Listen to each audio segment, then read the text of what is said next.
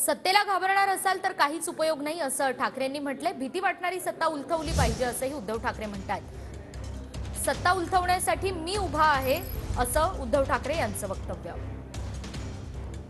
घाबरणार असाल तर काय उपयोगाचं नाही। ज्या सत्तेची भीती वाटते ती सत्ता बदलल्याशिवाय पर्याय नाही।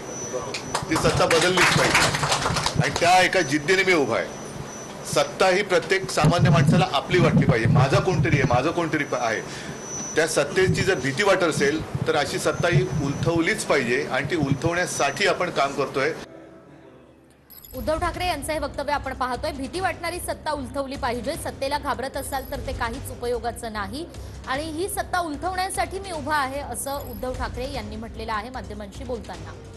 आपल्या कार्यकर्त्यांना आणि पदाधिकाऱ्यांना मार्गदर्शन करताना उद्धव ठाकरे यांचं हे वक्तव्य आपण पाहतोय। भाजपला आणि सरकारला उद्देशून उद्धव ठाकरे यांनी हा निशाणा साधलाय।